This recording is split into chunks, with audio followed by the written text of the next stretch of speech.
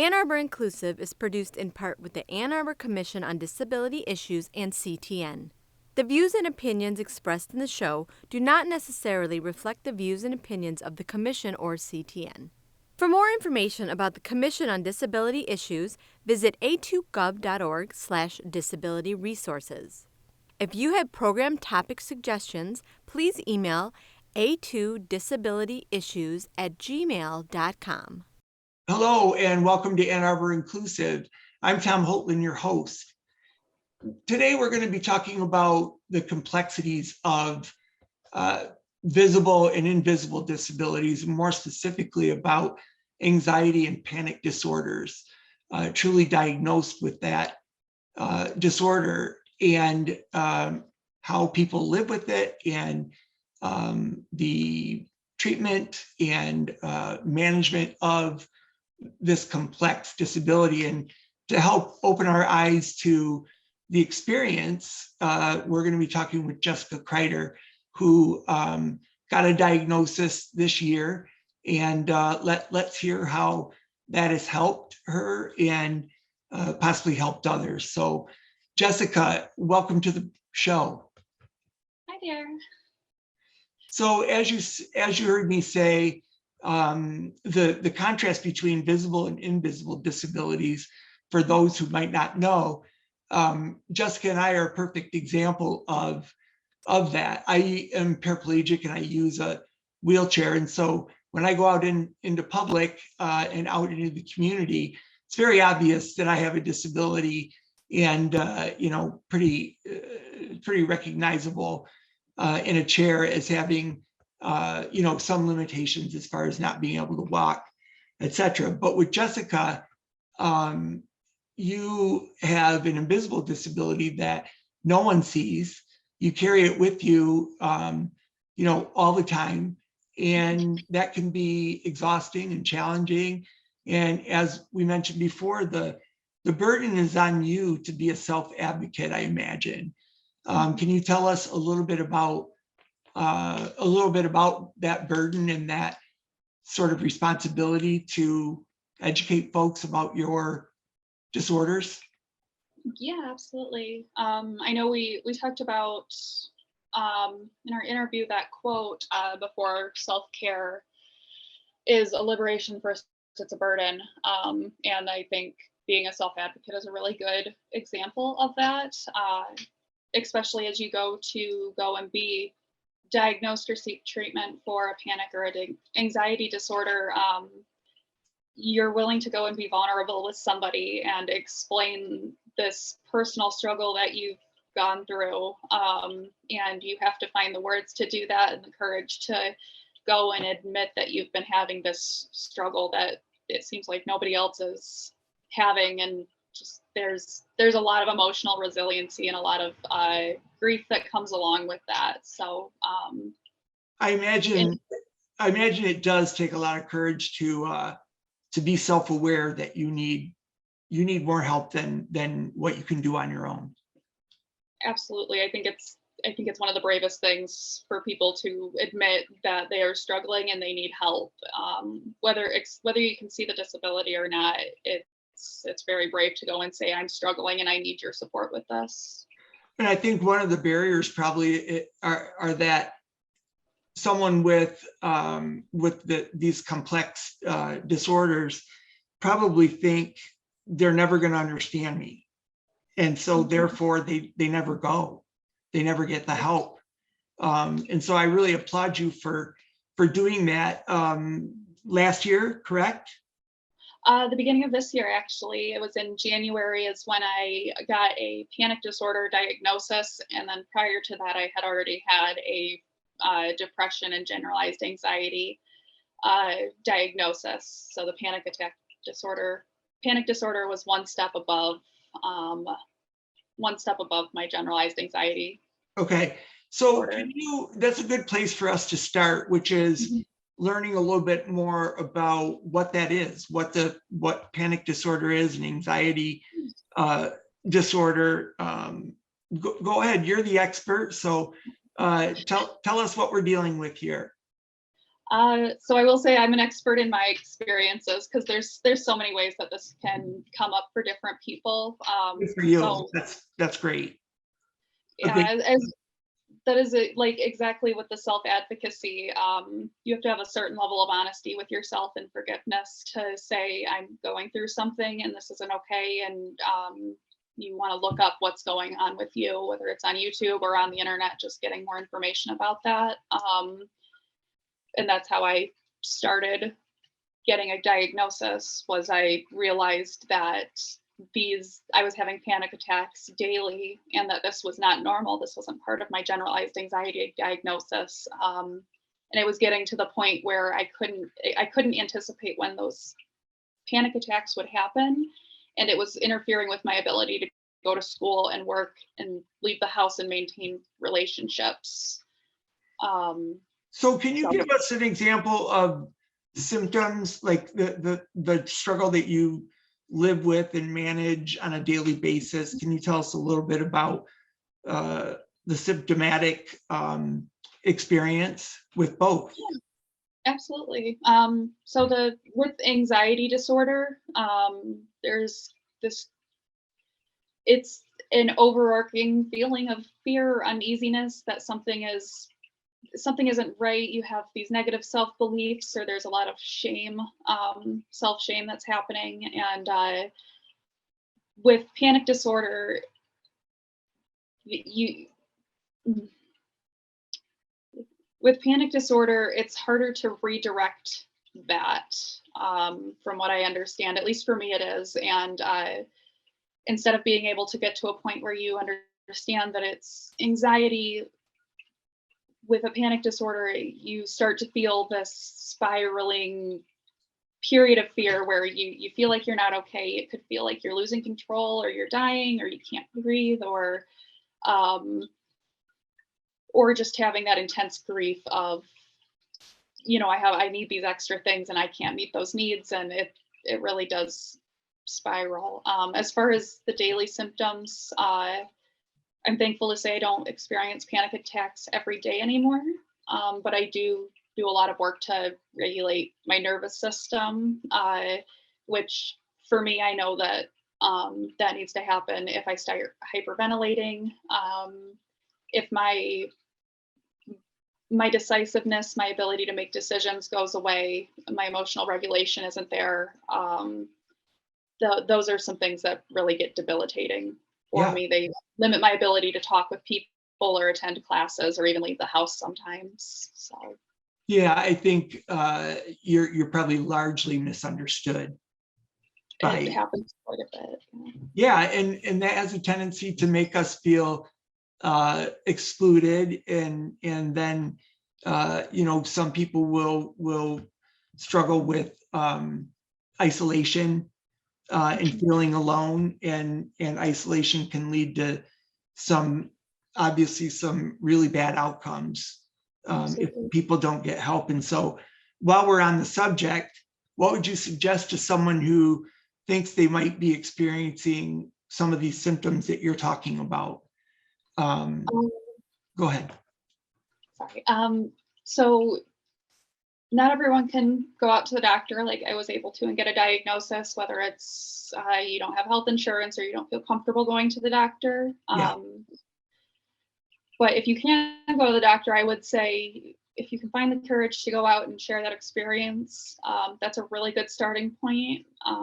Through my doctor, I was able to get with a psychiatrist that I really like and get a more formal diagnosis and begin therapy, or begin including that into my therapy.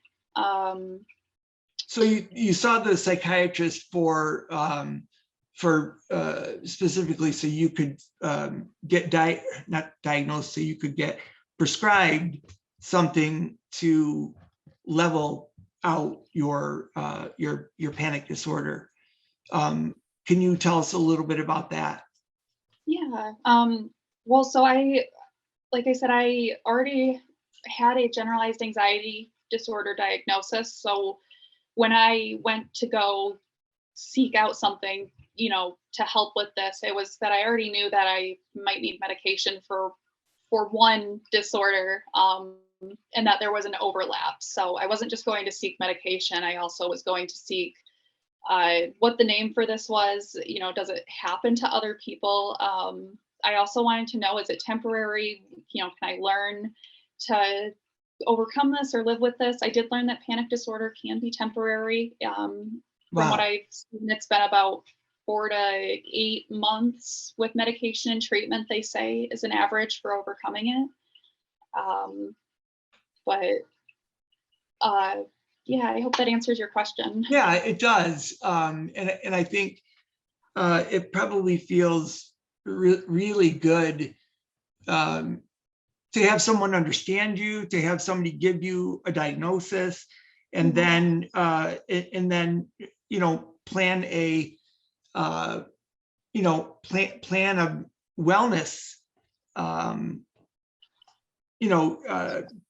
track to go down with your with your doctor, with the psychiatrist, and so forth. But that also takes courage to make that leap into seeing someone. So I really can appreciate appreciate that. I think maybe I may have cut you off on the explaining about the symptoms, like what happens to you when you experience a panic disorder, panic attack. So I guess I'll start in kind of the beginning stages. Normally what I have with me, I use it as a tool now, and it was given to me by my therapist, but it's a chart that tracks the fight or flight response from the beginning of it all the way up till the end, where there's a threat that you can't avoid, and you're just preparing to not be okay.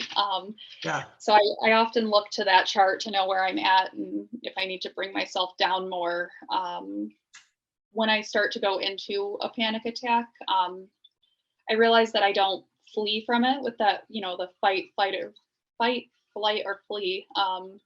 I fight. I get really argumentative. I get more aggressive, and I really need to be self-aware, because that's nobody else's fault that I am that way. So that's where a lot of my coping skills come in, so that I can manage myself before I go out and impact other people. And following the argumentativeness, if I have not taken care of my anxiety through either taking medication or using those coping skills, then I'll begin to hyperventilate. My breath gets stuck down in my chest and I feel like I can't breathe. It can come out in tingliness. Usually it starts in my hands, but if it gets to that point, I can't stand anymore because my knees get too weak. And then because it is a dysregulation of your nervous system, I often get a lot of chills, or I'll feel hot at the same time, or it's a lot of feelings that come together that really, when you don't know what it is, it really does feel like you're dying.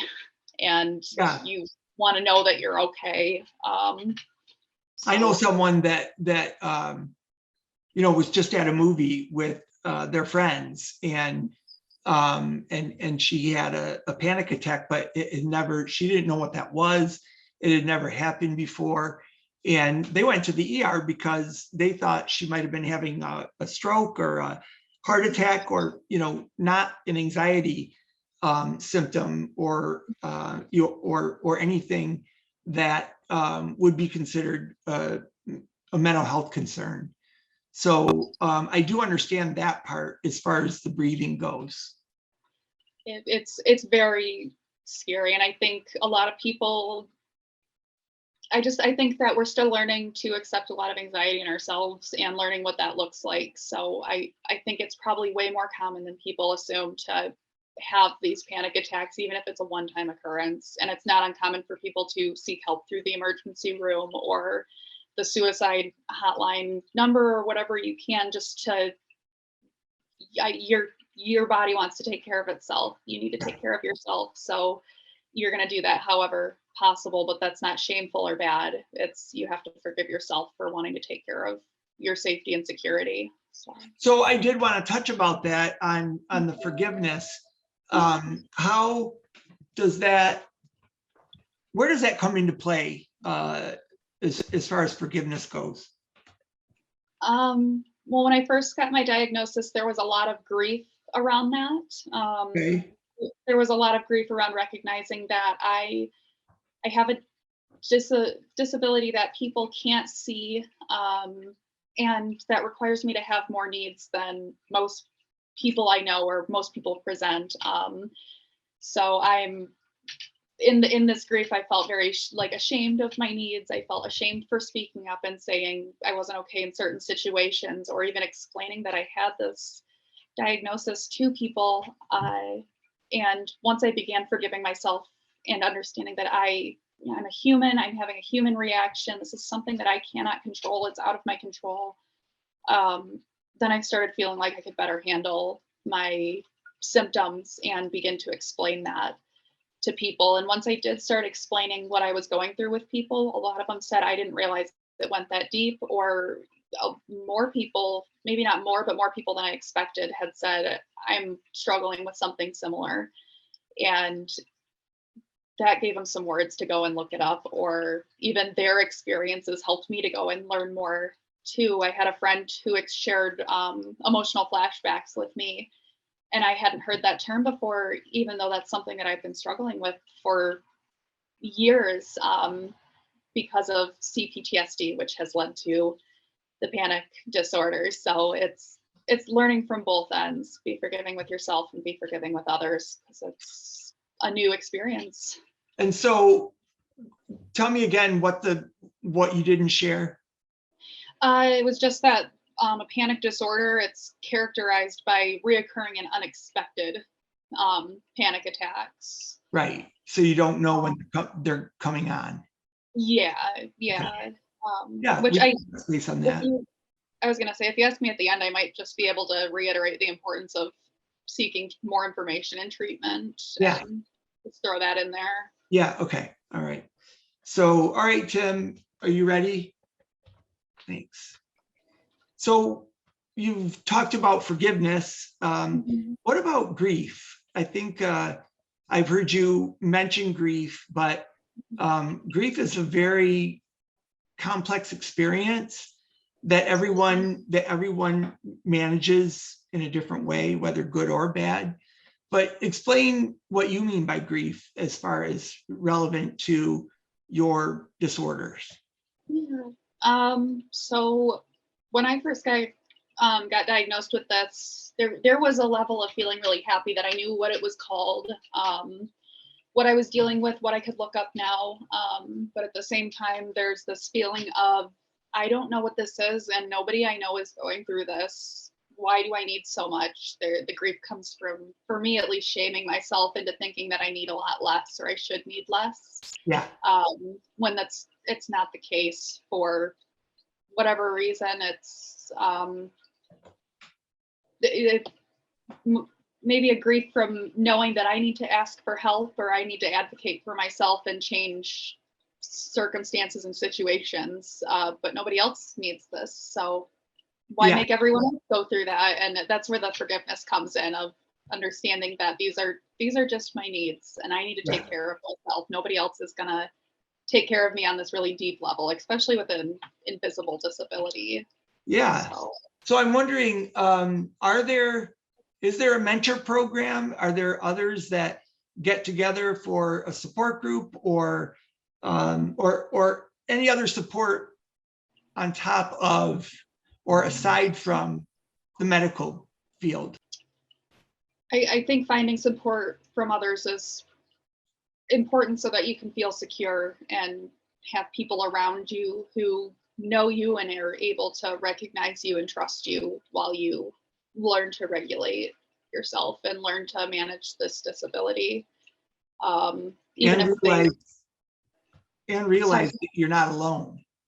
And yeah, because I've shared my story with people, and I learned either they didn't realize that I was experiencing something that deep and that impactful, or that they were dealing with something very similar and had the same self-shaming beliefs that they should speak up about it. And I think a good support system is mutually helpful. Yes. Yeah. You know, whether it be your family or your friends. You mentioned that you've got several friends that completely get it, and and there's no explanation needed. There's some unconditional love there. I'm sure that all of that helps. That makes you feel like they're your family, right?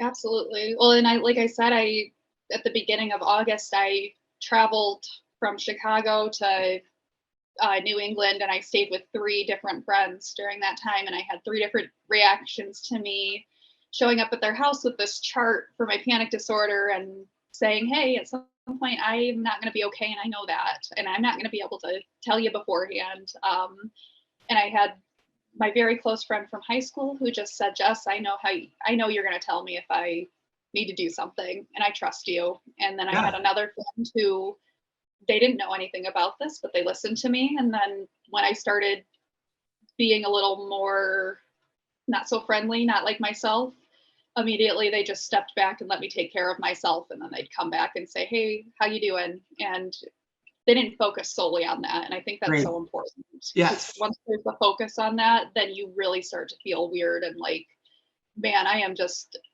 like, I'm a bug under a microscope. Nobody else is going through this. I don't know how to explain this. Just energy changes.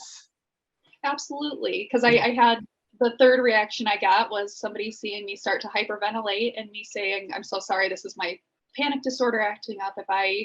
If I can calm this down, then I'll be fine. If not, I need to take my medication and sit down. And they said, oh my gosh, so this is medical? And I said, well, yes, actually it is medical. It's manifesting as something physical. And physically I can't stand. So I had to educate that person in that moment of the physical symptoms behind this too. So it's really helpful to know what you're going through and to be able to just even know how to say I'm struggling, even if you don't have the words. I imagine that is half the battle of getting that courage up to seek help. You and I share a common disorder, which is PTSD, and mine is from my injury. But yours has a C in front of it, which stands for complex. Can you tell us what the differences are, or what complex PTSD is? Yeah, absolutely. And like you, I have a regular PTSD diagnosis too. So I got that far before the CPTSD diagnosis. And so the PTSD diagnosis, from my understanding, was a traumatic event that had happened, and it may not have been something that happened over a very long period of time, but it happened and it was very impactful. And the complex PTSD, it's not one singular event. So I think that's where the complex part comes in, is you're trying to sort through what exactly it was that caused that shift in habits and that shift in self-narrative, because it's exposure to traumatic stress over a period of time, which doesn't have to be abuse. It doesn't have to be abuse, whether it's emotional or mental or physical. It can be neglect too, which I think can be overlooked in an emotional aspect. I think I was sharing with you that if I was a parent hearing my child say, I have complex PTSD from this period of time where I was under this traumatic stress, I'd want to say, why didn't I catch that? Why didn't I see that? But when we think of traumatic stress as neglect, it can also be emotional neglect from a child who is scared and just needs comfort, and they don't receive it, or they want to be celebrated and they never receive that celebration for their accomplishments. That can also cause that too. So it's a lot of emotional, and it can be physical things over a longer period of time. So the treatment is so important to go and pick through all those little things that could have triggered or caused your anxiety or the panic. And it's kind of like going through a timeline and trying to put together the puzzle pieces of what can I do about these things now? Yeah, for sure. I think we may have touched base on this, but I want to reiterate that I can only imagine the weight off your shoulders when you're given a name for what you're experiencing, that you find out there's treatment for it, and you also find out you're not alone. A lot of people deal with these same disorders for whatever reason or not. Jessica, I wanted to mention that we're almost out of time, but I did want you to be able to share anything that we didn't get to or that you think is really important, and so forth. Was there anything else that you wanted to share? I just with panic disorder and anxiety disorders, I want people to be more accepting of them and just understand that you might have a loved one going through this who isn't sharing this story with you. They're not sharing that grief with you, but that doesn't mean that those aren't impacting them. And if they become brave enough to tell you their struggle, to believe them and listen to it instead of minimizing what they might be going through. And then on the side of the person who's receiving the diagnosis, like I said, whether or not you have the diagnosis, go online on YouTube or on Google and just look up. I've looked up, I don't know, screaming, crying, hyperventilating, and I've got results for that. But just having the diagnosis and being able to seek treatment has helped me learn a lot of terms and a lot of what to expect with a panic disorder, and then how to manage it too. Another symptom that I deal with is emotional flashbacks, and I never had a word for that feeling until I started treatment. And it's this feeling, I get them first thing in the morning, but this shameful, guilty, almost scared feeling, and it's a replaying or reliving of thoughts or negative self-beliefs. It takes a lot of mental reworking to work past that, but it's very real. It's not in your head. It's a real symptom that is very hard to express. Yeah, no, I think I get it for sure. You have to do a lot of, as we mentioned, self-advocacy, but a lot of disability awareness and education. Yes, and you have to be very aware of yourself too. I think it's really important that people understand that just because you might have a panic disorder or an invisible disability, that's still nobody else's fault. You still have to take care of yourself, and that does involve educating yourself about emotional regulation and mental health and the appropriate way to treat people with empathy and understanding, no matter what they're going through. That is a great wrap up to the discussion that we've had, and especially letting folks know that they're not alone, and to do a little bit of research, but also see a doctor as soon as possible. So I really thank you for being candid and sharing your personal experience with this. I look forward to hearing your progress over time. And again, thank you for joining us. And to you, our viewers, thank you for joining us on this episode of Ann Arbor Inclusive. We are a program of the Ann Arbor Commission on Disability Issues. And with that, thank you for joining us, and we'll see you next time on Ann Arbor Inclusive.